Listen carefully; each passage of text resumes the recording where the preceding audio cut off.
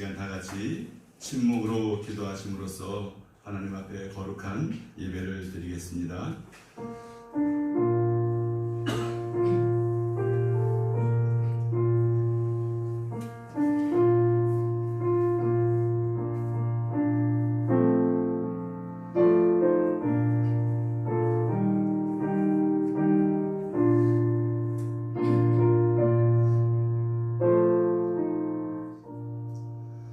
여호와를 경외하는 자들아, 너희는 여호와를 의지하여라.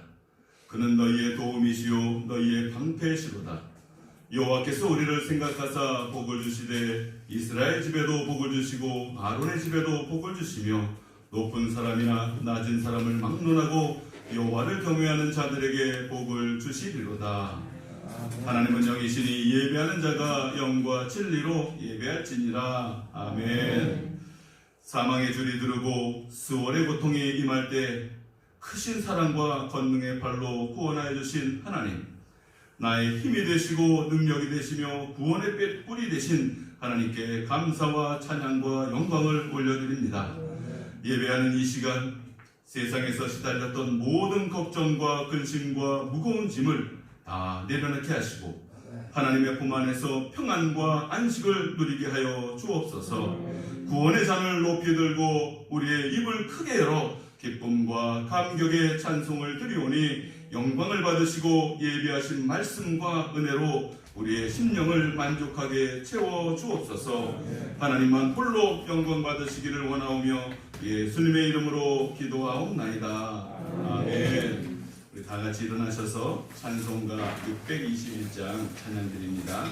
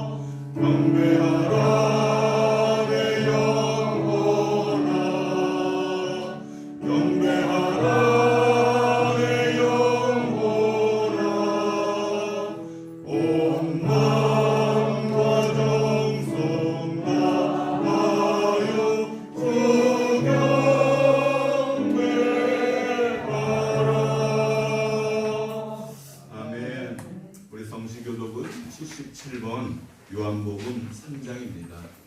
성시교독은 77번 요한복음 3장입니다. 주보를 참고하셔도 되겠습니다. 하나님이 세상을 이처럼 사랑하사 독생자를 주셨으니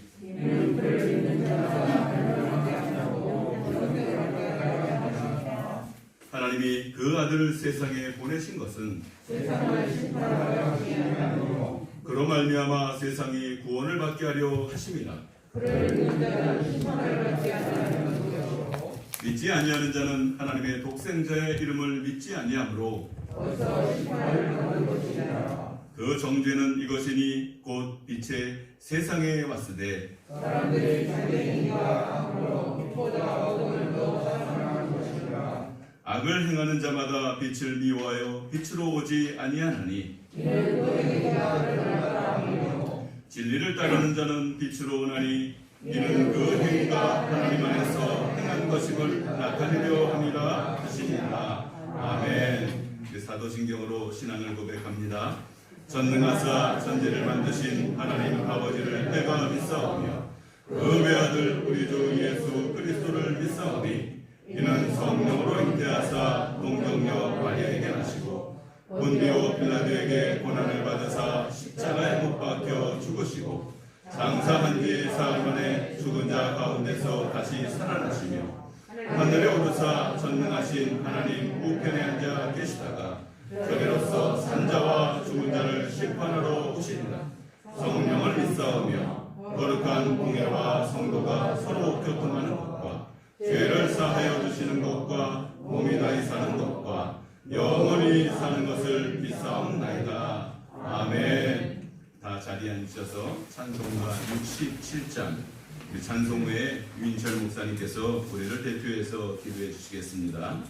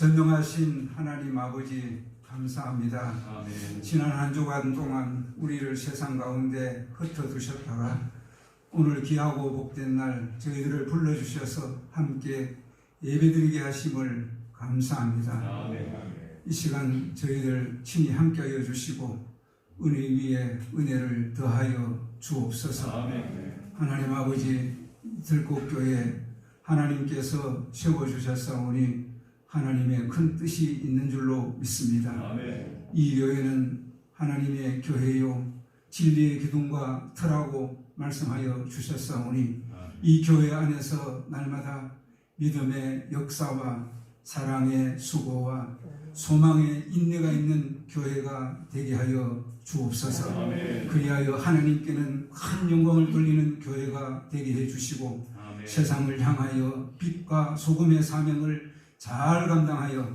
많은 영혼들을 구원할 수 있도록 축복하여 주옵소서. 아멘. 하나님께서는 공의와 진리를 행하는 자는 제사 드리는 것보다도 더 기뻐하신다고 말씀하여 주셨사오니 아멘. 이 나라 이 땅에 정의와 공의가 하수같이 흐르게 하여 주셔서 아멘. 하나님의 나라가 속히 이루어지게 하여 주옵소서. 아멘. 그리하여 배운 자나 못 배운 자나 가진 자나 못 가진 자나 나이 드신 분이나 젊은 자나 어린 아이나 농촌에 사는 사람이나 도시에 사는 사람이나 누구나 막론하고 평화롭게 살아갈 수 있는 복된 나라가 될 수 있도록 인도하여 주옵소서. 아멘. 또한 이 시간 목사님께서 귀한 말씀을 전가할 텐데 학자의 혀를 주셔서 하나님의 말씀을 정확무하게 전가할 수 있도록 인도하여 주옵소서. 아멘. 듣는 자들에게 학자의 귀를 주셔서 하나님의 말씀을 잘 알아들을 수 있도록 축복해 주옵소서. 아멘. 하나님 이 시간 특별히 우리 예전도회를 위해서 기도합니다. 날마다 더욱 부흥성장하게 하여 주시고 저들의 손길을 통하여 이 교회가 날마다 더욱 부흥될 수 있도록 인도해 주옵소서. 이 시간 찬양을 할 텐데 받아주시고 은혜 위에 은혜를 더하여 주옵소서. 성령 하나님께서 이 시간 기름 부어 주옵소서. 하나님의 영으로 감동되게 하여 주셔서 은혜 받는 귀한 시간이 될 수 있도록 도와 주옵소서. 예배의 시종을 하나님께 의탁하옵고 이 모든 말씀 예수 그리스도의 이름으로 기도하옵나이다. 아멘.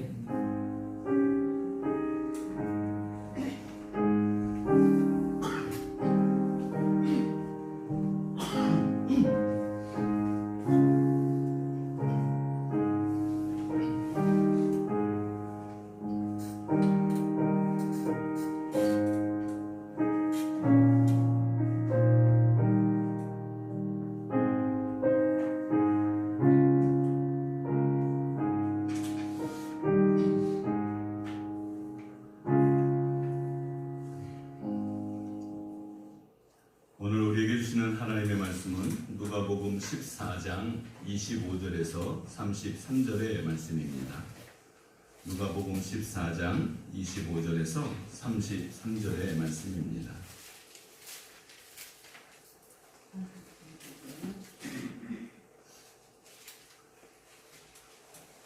하나님의 말씀을 제가 봉독합니다.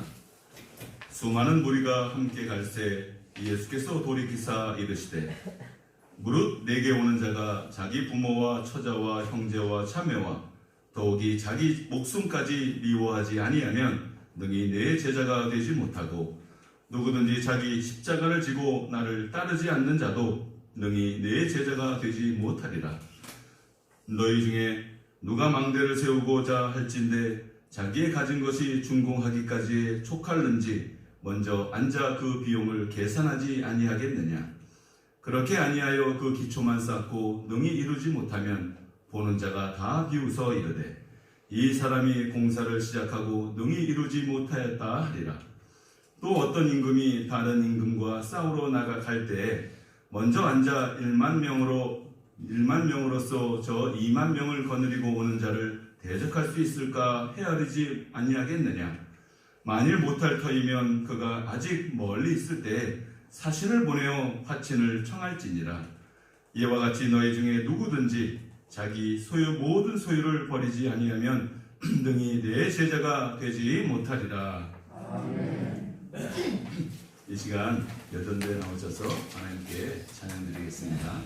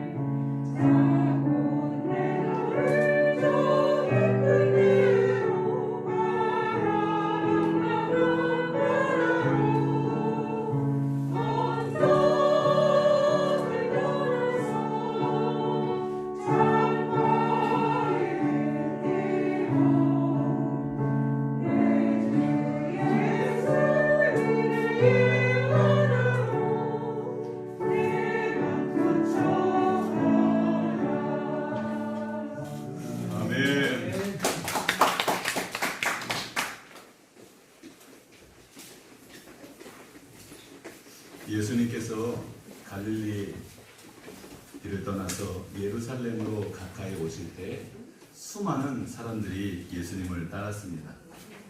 그 무리들 가운데서는 절기를 지키러 올라온 사람들도 있었고, 그리고 예수님께로부터 무엇인가를 얻으려고 예수님을 따라다닌 사람들이 많았습니다.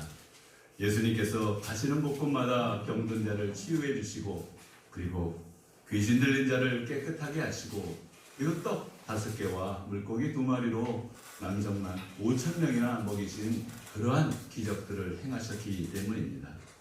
이렇게 많은 무리들이 예수님을 따랐습니다. 하지만 반대로 예수님을 해치려고 하는 그런 무리들도 있었습니다.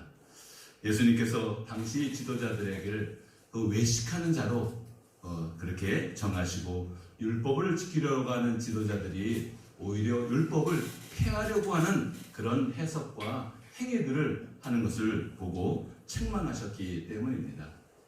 그리고 성실하게 예수님을 따르는 그런 사람들도 있었습니다. 아마 그 수가 많지 않은 것 같습니다. 그렇게 수많은 사람들이 예수님을 따랐습니다. 그때 이 따르는 무리를 보시고 예수님께서 그들을 향해서 돌아서서 말씀하십니다. 26절과 27절의 말씀입니다. 무릇 내게 오는 자가 자기 부모와 처자와 형제와 자매와 더욱이 자기 목숨까지 미워하지 아니하면 능히 내 제자가 되지 못하고, 누구든지 자기 십자가를 지고 나를 따르지 않는 자도 능히 내 제자가 되지 못하리라, 이렇게 말씀하셨습니다. 예수님의 제자가 되기 위한 그런 조건입니다. 당시 예수님은 모든 사람들에게 랍비, 선생님이라는 그런 호칭으로 불림을 받았습니다. 시몬 베드로도 예수님을 부를 때 선생님, 랍비요 말씀하소서 그렇게 말씀하시고, 또 어느 한 율법사도 선생님, 어느 계명이 더 큽니까? 랍비요 가르쳐 주소서 이렇게 이야기했습니다. 그리고 무리 중에 있는 많은 사람들 중에 한 사람도, 그리고 서기관도, 그리고 사두개인도 모두 예수님을 부를 때 랍비라, 선생님이라 그렇게 불렀던 것입니다. 예수님을 존경받는 그런 랍비로 생각한 것입니다. 당시 예수님은 유대인들에게 성경을 가르치는 그런 스승으로 인정을 받았습니다. 많은 제자들이 모여들 만큼 그렇게 충분히 유명해지신 것입니다. 당시 유명한 랍비들에게는 많은 제자들이 따랐습니다. 그래서 이 랍비들은 하나님의 뜻, 율법을 잘 가르치고 정말 좋은 제자로 양성하기 위해서, 양육하기 위해서 힘을 다 쏟은 것을 우리가 잘 압니다. 또한 제자들도 그런 스승을 따라서 자신도 하나님의 말씀에 잘 따르고 순종하고, 그렇게 주님의 말씀을 잘 따르면 이 랍비를 통해서 얻게 된 그 명예가 크기 때문에 그들은 자신의 가족을 버리고, 그리고 절제하는 삶을 살며 전적으로 예수님 그 랍비들을, 스승을 따른 것을 우리가 볼 수가 있습니다. 특히 장래가 촉망되는 그런 제자들은 이 스승의 말씀 중에서 이 스승의 말씀을 가장 우선순위로 자신의 인생을 바친 것을 우리가 이스라엘 유대인들의 어떤 사회 문화를 보면 우리가 볼 수가 있습니다. 그래서 예수님도 당연히 자기를 따르는 제자들에게 이러한 요청을 한 것입니다. 이 동일한 헌신, 심지어 부모를 버리고, 그리고 형제와 자기의 목숨까지도 버려야 한다. 그래야 내 제자가 될 수 있다라고 주님이 말씀하십니다. 여기에서 본문 가운데서 예수님께서 자기의 목숨까지도 형제와 부모를 미워해야 된다라고 이렇게 이야기합니다. 이 미워한다는 이 말씀에 대해서 우리가 오해가 좀 없어야 합니다. 이 미워하다라는 단어는 이 히브리어적 표현입니다. 우리가 보통 생각하는 그 미워하는 그런 의미를 이야기하는 것이 아닙니다. 이 의미는 덜 사랑한다, 그리고 우선순위에서 두 번째로 두다라는 의미입니다.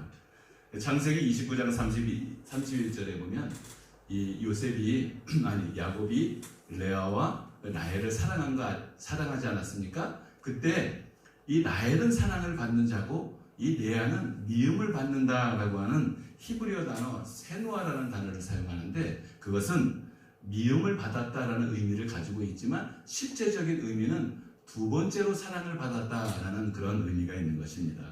신명기 21장에도 어떤 사람이 두 아내를 두었는데 하나는 사랑을 받고 하나는 미움을 받았다라는 표현을 하고 있습니다.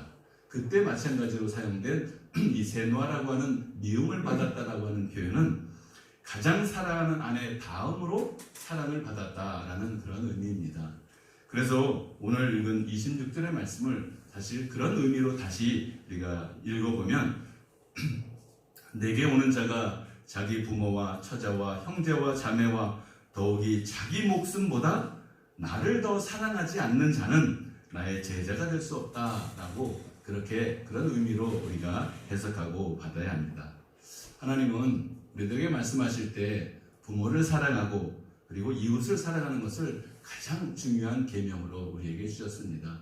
그런 주님께서 부모를 미워하거나 그 형제를 미워하는 것은 사실 말이 안 되죠. 그리고 이 엘리야 선지자도 엘리사를 부를 때 이 엘리사가 이 엘리야에게 이렇게 이야기한 적이 있습니다. 내가 부모님께 아버지께 가서 먼저 인사를 하고 엘리야를 따르겠다라고 이야기했을 때 이 엘리야가 그것을 허락해 주었습니다. 당시 유대 문화는 이 부모를 섬기는 것이 가장 중요한 문화 중에 하나입니다. 그때 이 엘리야는 엘리사 선지자가 자신을 전적으로 따를 것을 알았습니다. 그렇기 때문에 이 엘리사가 부모에게 인사를 다 하고 다녀오는 것을 허락해 준 것입니다. 그런데 한 번은 예수님께서 자신을 따르려고 하는 그 사람에게 아니 어떤 사람에게 나를 따르라 라고 이야기했을 때 그 사람이 뭐라고 이야기했냐면 나로 먼저 가서 내 아버지를 장사하게 허락하옵소서 이렇게 요청한 적이 있습니다. 아버지께서 돌아가신 것 같아요. 그죠? 그래서 아버지께 장사하는 것을 허락해 주소서라고 이야기할 때 예수님이 그를 보고서 뭐라고 이야기했냐면 죽은 자들로 자기의 죽은 자들을 장사하게 하고 너는 가서 하나님의 나라를 전파하라 라고 이야기합니다. 그것을 허락해 주지 않습니다. 그리고 또 어떤 사람은 나로 먼저 내 가족을 작별하게 하옵소서 라고 요청을 했을 때 또한 주님께서는 손에 쟁기를 잡고 뒤를 돌아보는 자는 하나님 나라에 합당하지 아니하니라 라고 말씀하십니다. 예수님이 좀 가혹하게 말씀하시는 것 같지 않습니까? 근데 예수님의 그 말씀 가운데서는 이 두 사람은 예수님을 따르려고 하는 그런 마음이 전혀 없었습니다. 예수님을 따르는 것은 가장 예수님을 따르는 것에 우선 순위를 두어야 합니다. 이 제자로 부름을 받는다고 하는 것은 전적인 헌신과 희생이 요구되는 것입니다. 예수님은 자신을 따르는 자들에게 더 강력하게 요청을 합니다. 33절의 말씀을 보시면 이와 같이 너희 중에 누구든지 자기의 모든 소유를 버리지 아니하면 너희 내 제자가 되지 못하리라 라고까지 말씀하십니다. 그리고 자기 십자가를 져야 된다라고 이야기합니다. 자기의 모든 소유를 다 버리고 자기 십자가를 져야 된다. 누구를 이야기합니까? 바로 예수님 아닙니까? 예수님이 하늘 보좌를 버리시고 십자가를 지셨잖아요. 그러니까 예수님을 따르는 제자들도 자기의 모든 소유를 버리고 예수님을 따라야 된다라고 이렇게 이야기하고 있는 것입니다. 이 십자가는 아주 극심한 고통을 이야기합니다. 이 로마 세계에서는 이보다 더 고통스러운 그런 사형이 없습니다. 그래서 예수님의 길은 전적으로 주님께 마음을 두고 자신의 모든 소유를 버리고 그리고 주님의 예수님이 십자가를 지신 것처럼 자신도 그 십자가를 지고 따라야 한다고 이야기하고 있는 것입니다. 이것을 예수님께서 무엇을 비유로 말씀하시냐면 망대와 전쟁을 비유로 이야기하고 계십니다. 우리 28절과 30절의 말씀을 제가 읽어드립니다. 너희 중에 누가 망대를 세우고자 할진대 자기의 가진 것이 준공하기까지 족할는지 먼저 앉아 그 비용을 계산하지 아니하겠느냐? 그렇게 아니하여 그 기초만 쌓고 능히 이루지 못하면 보는 자가 다 비웃어 이르되 이 사람이 공사를 시작하고 능히 이루지 못하였다 하리라. 그러니까 예수님을 따르는 것은 한번 생각을 해보라는 거예요. 내가 예수님을 따를 수 있을지 한번 곰곰이 생각을 해봤을 때 과연 예수님의 이러한 요청을 내가 정말 따를 수 있을까? 그 따르겠다고 하고 이 망대를 짓는 사람처럼 자기가 망대를 세우고자 하고 공사를 하다가 중단되는 그런 많은 사람들의 비웃음을 사는 그런 일들이 너희도 나를 따르겠다고 하지만 여전히 그러한 일이 있을 수 있다라는 것을 이야기합니다. 또 전쟁을 비유로 또 말씀하십니다. 31절과 32절에 또 어떤 임금이 다른 임금과 싸우러 갈 때 먼저 앉아 1만 명으로서 저 2만 명을 거느리고 오는 자를 대적할 수 있을까 헤아리지 아니하겠느냐. 만일 못할 터이면 그가 아직 멀리 있을 때 사신을 보내어 화친을 청할지니라 라고 말씀하고 계십니다. 내가 가진 군사가 1만 명인데 2만 명이 쳐들어옵니다. 싸워서 이길 수 있습니까? 없으면 빨리 사신을 보내서 화친을 청하라고. 그것은 무엇을 이야기합니까? 내가 주님의 길을 전적으로 따를 수 있을지 없을지를 곰곰이 생각해 보라는 것입니다. 주님을 따르는 길은 그만큼 힘들고 어려운 길이기 때문입니다. 그래서 예수님의 제자가 되겠다고 함부로 섣불리 나서지 말라고 주님이 말씀하십니다. 중간에 포기할 것 같으면 시작도 하지 말라고 이야기를 합니다. 여러분은 이 본문에 대해서 어떻게 생각하십니까? 그리고 여러분은 이 본문의 말씀처럼 하늘 보좌를 버리신 예수님, 십자가를 지신 예수님, 그의 제자로 나도 내 모든 소유를 다 버리고 주님의 지신 그 십자가를 지고 따라갈 수 있습니까? 아멘이 한 분도 안 계십니까? 어떻게 생각합니까? 근데 어떤 분이 이제 이 문제에 대해서 이렇게 질문할 수도 있어요. 아니, 구원은 은혜로 받는 거 아닙니까? 믿기만 하면 된다고 하지 않았습니까? 근데 왜 이렇게 어렵게 힘들고 이 어려운 길을 걸어야 합니까? 그런 헌신의 희생이 정말 요구된다면 나는 자신 없습니다. 뭐 이렇게 얘기하실 수 있는 분이 틀림없이 있지 않겠습니까? 그리고 또 어떤 분은 또 이렇게 이야기할 수도 있을 것 같아요. 주님이 요구하시는 그런 헌신의 길이 좋습니다. 그 정도로 내가 헌신하고 주님의 길을 따른다면 그러면 그 보상은 무엇입니까? 그 보상을 얘기해주면 내가 그 보상을 한번 들어보고 가치가 있는지 한번 판단해보고 따를지 말지 한번 결정하겠습니다. 이렇게 요구하는 사람도 혹시 있지 않겠습니까? 여러분도 그렇지 않습니까? 주님을 따른다고 했을 때 그 보상이 그보다 훨씬 더 큰 가치가 있으면 내가 힘들어도 한번 해보겠다 라고 그렇게 생각할 수 있지 않겠습니까? 그런데 주님께서는 이 보상에 대해서는 이런 방법 한마디도 하지 않고 오직 나를 따르는 그 길이 어렵다라고 그렇게 말씀하고 계십니다. 왜 주님께서는 이렇게 말씀하고 계실까요? 주님을 따르는 일은 틀림없이 많은 보상이 약속되어 있습니다. 세상에서는 얻을 수 없는 그런 상급입니다. 하나님 나라 백성이 되는 것입니다. 한 번은 예수님께 어떤 큰 부자가 따라온 적이 있어요. 그래서 그 부자에게 예수님이 뭐라고 말씀하셨냐면 내게 있는 것을 다 팔아서 가난한 자들에게 나누어주라. 그리하면 하늘에서 내게 보화가 있으리라 라고 이야기하면서 너는 너의 모든 가진 재산을 다 팔아서 가난한 자에게 주고 나를 따르라 라고 이야기를 했습니다. 그 부자는 그 이야기를 들었지만 하늘 보좌에 우리에게 약속된 상급이 크다는 이야기를 들었지만 그는 따르지를 못했습니다. 그런 이야기를 들었던 베드로가 예수님 앞에 당당하게 이야기합니다. 주님, 저는 모든 걸 다 버리고 주님을 따랐습니다. 그랬더니 주님께서 이 베드로에게 뭐라고 이야기하시냐면 하나님 나라를 위하여 집이나 아내나 형제나 부모나 자녀를 버린 자는 현세에 여러 배를 받고 내세에 영생을 받지 못할 자가 없느니라 라고 이야기를 합니다. 현세에서 여러 배를 받고 내세에 영생을 얻게 된다는 것입니다. 이 예수님의 제자가 받는 보상은 이처럼 상상도 할 수 없는 큰 보상입니다. 큰 상급입니다. 하나님 나라를 받게 됩니다. 밭에 감추인 그런 보화를 발견하게 되고 값을 매길 수 없는 좋은 진주를 얻게 되는 그런 감격과 기쁨이 있습니다. 세상에서 아무리 큰 부자도 누릴 수 없는 그 하나님의 영광을 하나님의 나라를 살아갈 수 있는 것입니다. 이런 상급과 보상이 있다는 것을 명확하게 주님은 아시고 계심에도 불구하고 주님은 단 한마디도 보상에 대한 이야기를 하지 않으십니다. 그리고 그 무리들에게 정말 나를 따르기 위해서는 이런 헌신과 어려움이 있다라는 그런 이야기만 합니다. 왜 그럴까요? 보상에 대한 이야기를 많이 하면 많은 사람들이 따르지 않습니까? 예수님은 모든 민족, 모든 족속을 구원하시기 위해서 이 땅에 오신 하나님 아닙니까? 그러면 한 사람이라도 구원을 얻게 하기 위해서 그렇게 하늘나라로부터 받게 되는 보상을 이야기했다면 한 사람이라도 따를 수 있지 않겠습니까? 그런데 예수님은 그렇게 하지 않으십니다. 우리 하늘나라의 보상과 가치를 설명하게 되면 혹시라도 예수님을 따르는 사람이 있을 수도 있을 것입니다.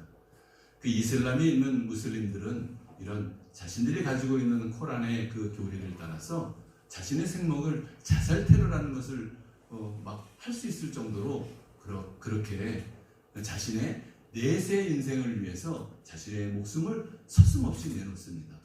그럴 정도로 그 큰 보상이 있다는 걸 아는 이 무슬림들은 그렇게 자신의 생명까지도 내놓는 것을 볼 때 예수님도 그 많은 무리들에게 너희들이 받을 상급이 이렇게 크다라고 이야기하면 혹여라도 자신의 부모를 버리고 형제를 버리고 그리고 자신의 목숨까지도 버리고 주님을 따르지 않겠습니까? 그런데 예수님은 왜 이렇게 말씀을 하실까? 왜 그러실까요? 예수님은 보상으로 받는 그 상급보다 정말 하나님을 사랑하고 십자가를 지신 그 예수님을 알기를 원하셨던 것입니다. 예수님은 하늘 보좌를 버리시고 이 땅에 오셔서 우리를 위해서 십자가를 지신 그 주님이십니다. 그 주님을 알고 주님을 따르는 제자들이 하나님의 마음을 알고 예수님의 사랑을 알고 그 사랑으로 주님의 길을 따르기를 원하셨던 것입니다. 그리고 무엇보다도 오늘 망대와 그 전쟁의 비유에서처럼 예수님을 따르는 길은 자신의 힘과 능력으로는 따를 수 없다라는 것을 우리들에게 알려주시기 위해서 그런 비유로 우리들에게 말씀하고 계신 것입니다. 예수님을 따른다는 것은 결국 오직 하나님의 은혜로만 따를 수밖에 없다는 것을 우리들에게 알려주고 있는 것입니다. 그래서 주님께서는 이 보상에 대해서 전혀 말씀하지 않으시고 그리고 이 예수님을 따르는 힘들고 어려운 고난에 대해서 이야기하고 있는 것입니다. 주님의 사랑이 아니고서는 이 길을 걸어갈 수가 없기 때문입니다. 많은 사람들이 이 보상을 통해서 예수님을 따를 수 있을지도 모르겠습니다. 하지만 이러한 보상을 통한 순종은 더 나은 보상이 오게 되면 언제든지 뒤돌아서게 됩니다. 그리고 어려움이 닥치면 언제든지 포기할 수 있지 않습니까?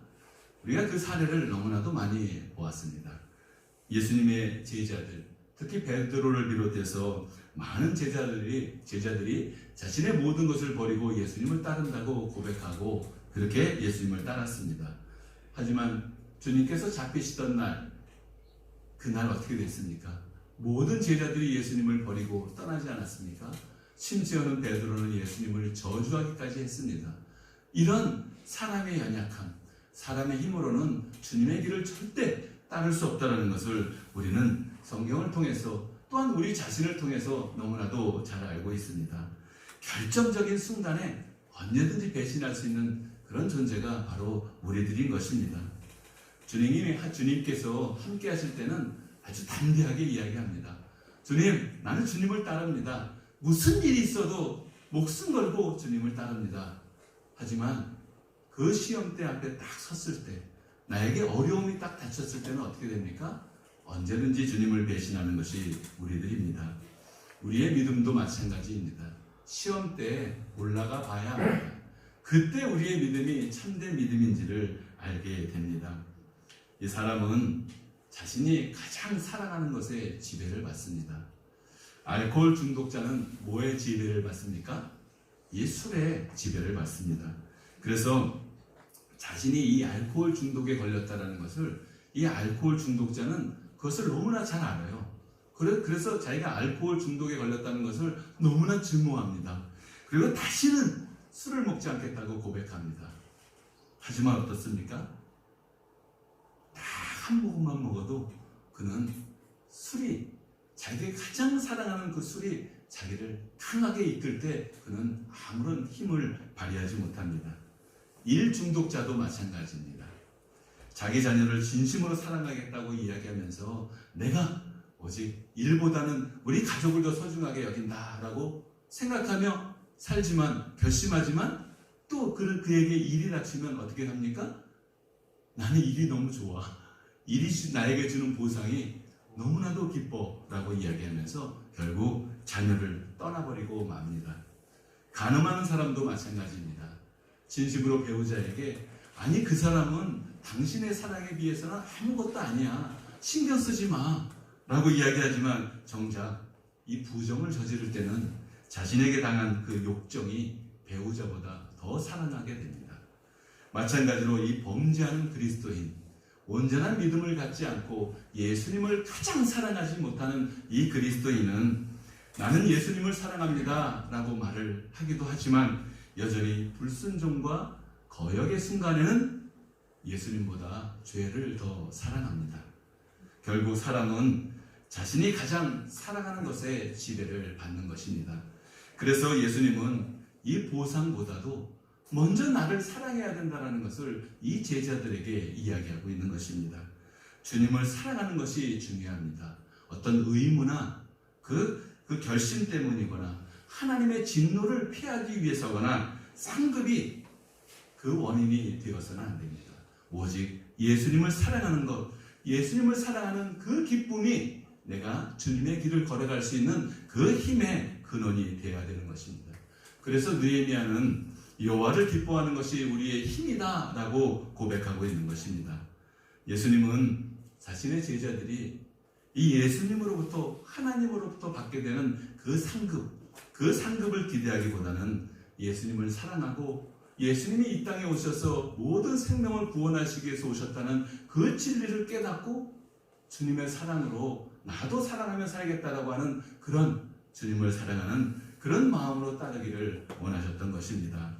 하나님은 우리의 삶에서 이처럼 가장 연약한 부분, 그 연약한 부분에서 우리를 시험하십니다. 내가 진실로 주님을 사랑하는지, 여전히 세상을 사랑하는지, 물질을 사랑하는지, 권력을 사랑하는지, 나를 위해서 주님을 따르는지, 주님을 위해서 내가 주님을 따르는지를 우리 주님께서는, 하나님께서는 항상 자신의 연약함 가운데 있는 나의 모습을 통해서 시험하신다는 것을 우리가 기억하시기 바랍니다. 그때 그 시험이 올 때 우리가 어떻게 해야 합니까? 예수님을 바라보고 예수님께서 나를 위해서 모든 것을 버리시고 십자가를 지셨다는 것을 생각하시기 바랍니다.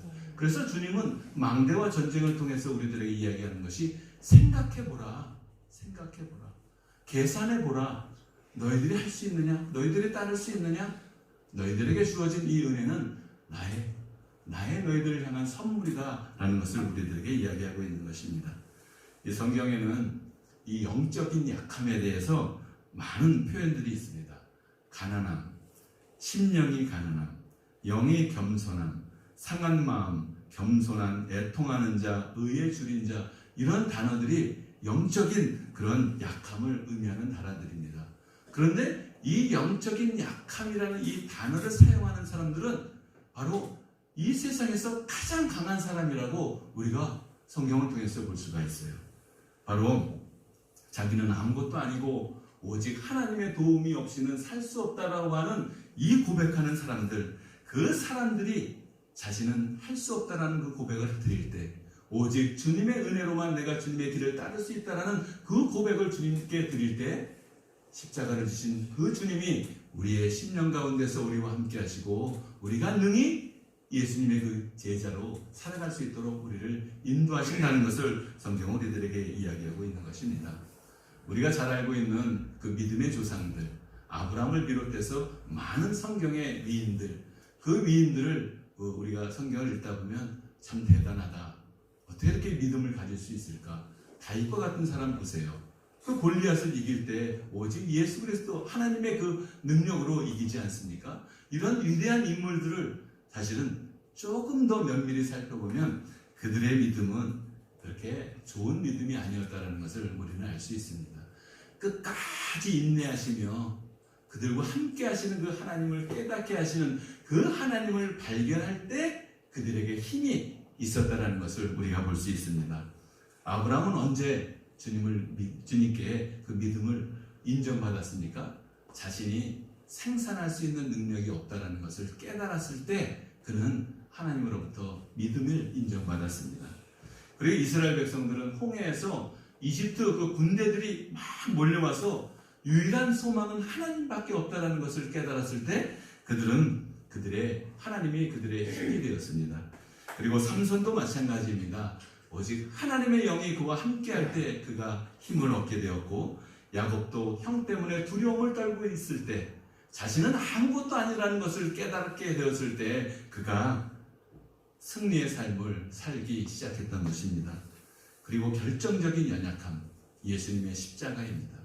예수님의 십자가 위에 섰을 때 예수님은 아무런 힘이 없었습니다. 하나님마저도 그를 돕지 않은 것처럼 보였습니다.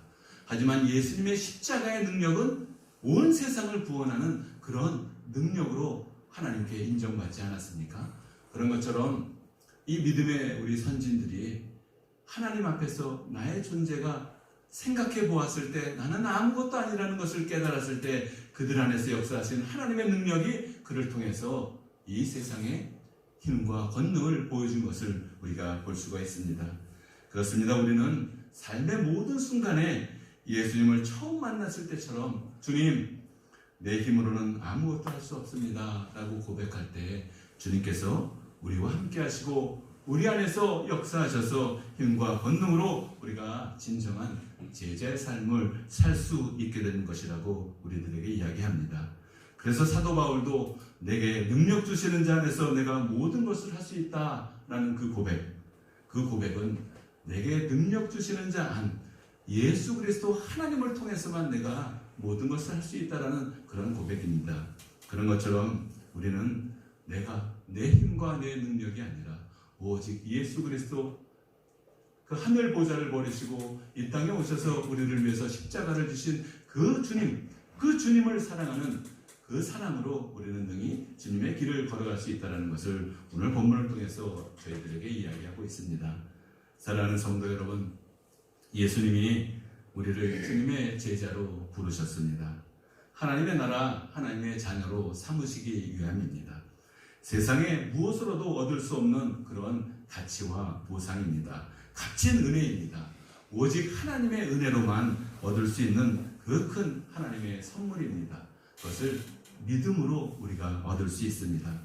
이 믿음의 선물을 받은 사람은 예수님을 사랑하고 예수님을 온전히 따르게 됩니다.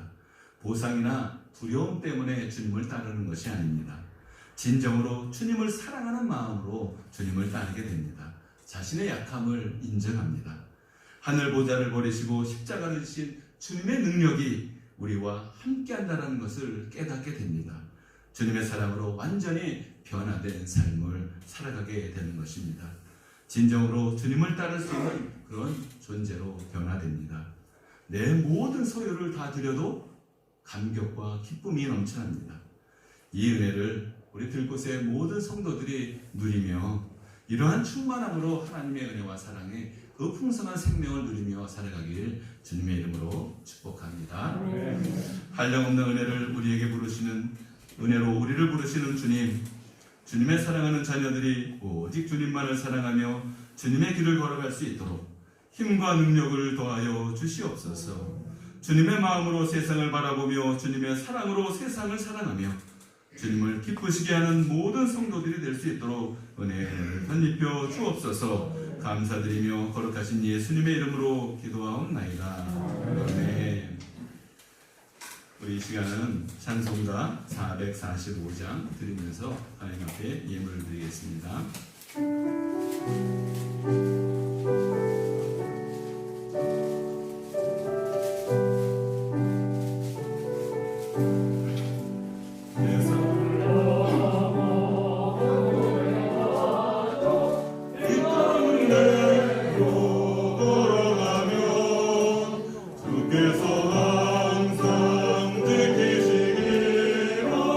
약속한 말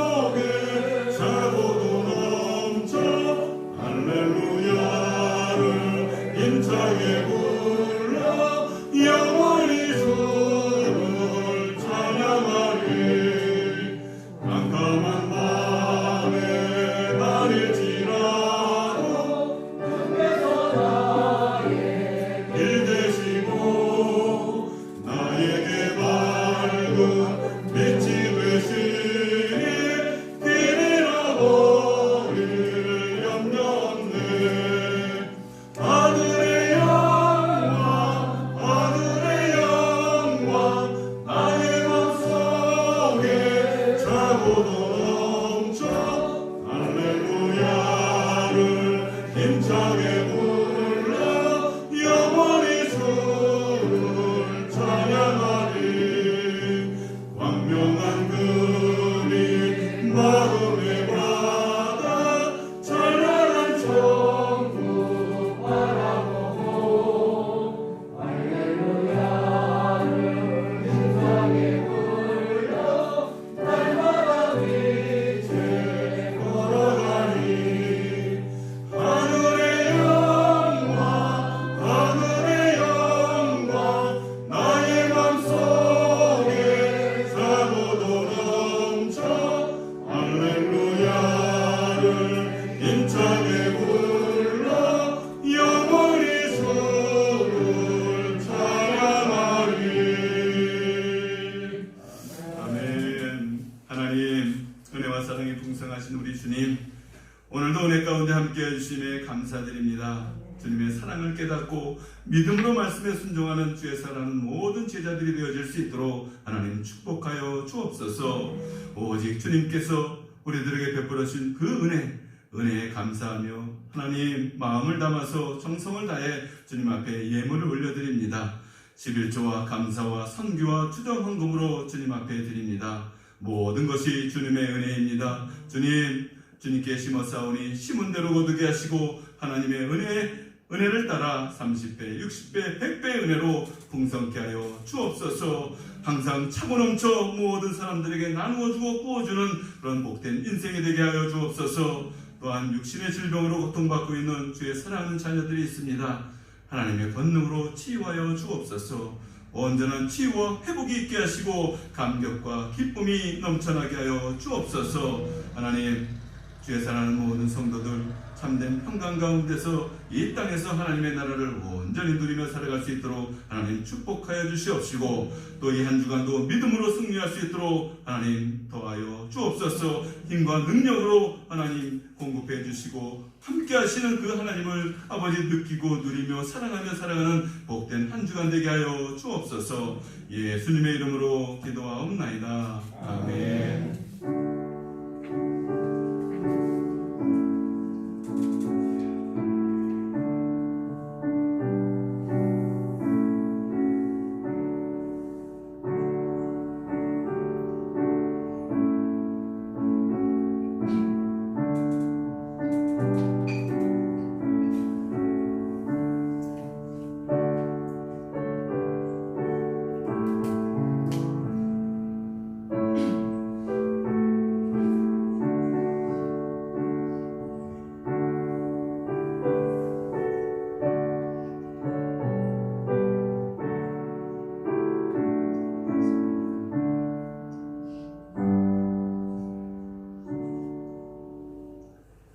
함께 저와 함께 인사하겠습니다. 하나님은 당신을 사랑하십니다.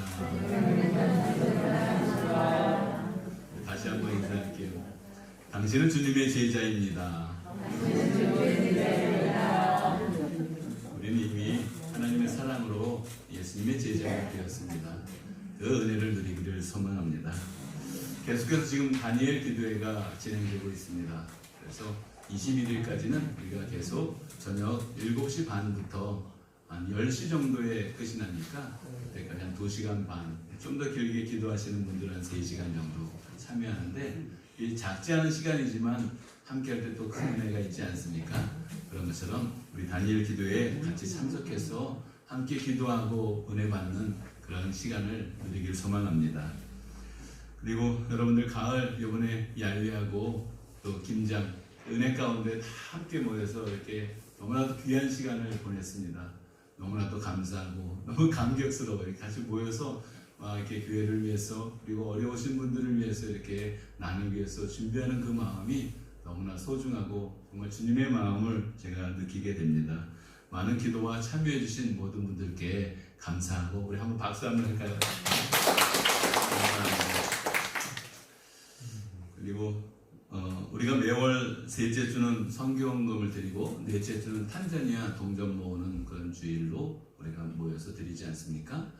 그런데 이제 다음 주가 선교헌금을 드리는 주일인데, 그 주에는, 다음 주에는 저희가 그 다니엘 기도회 사랑의 헌금으로 드릴까 합니다. 저희는 이제 하나님께서 많이 채워주셔가지고 매달 이렇게 선교 헌금 저희가 드리는 게 이제 여유가 좀 있어요. 이게 부족하지 않으니까. 그래서 다음 주에는 선교 헌금을 다니엘 기도의 사랑의 헌금으로 들으니까 한 주 동안 기도하시다가 주님 앞에 예물을 드렸으면 좋겠습니다. 우리들이 주님을 향한 그 마음이 세상을 살리고 그 한 영혼을 살린다는 것을 기억하시고, 우리 다니엘 기도회 때 그 사랑의 헌금 어려움에 처해 있는 그분들의 모습을 볼 때 너무 안타깝잖아요. 우리에게 건강을 주신 것도 하나님께서 우리의 건강을 통해서 어려운 사람들을 돕게 하신 하나님의 은혜 아닙니까? 그런 것처럼 그 사랑을 나눌 수 있는 모든 성도님들이 되길 소망합니다. 그리고 다른 광고는 저거 참고하시고요. 우리 다 같이 일어나셔서 찬송가 620장 찬양 드리겠습니다.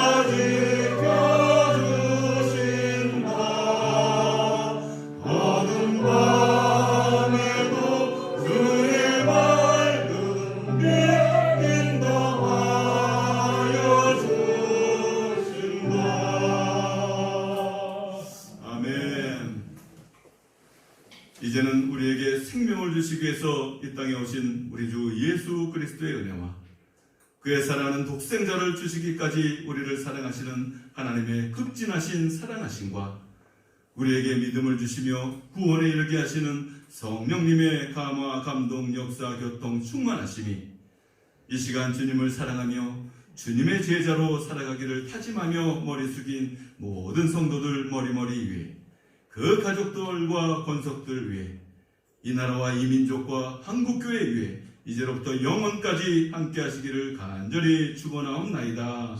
아멘.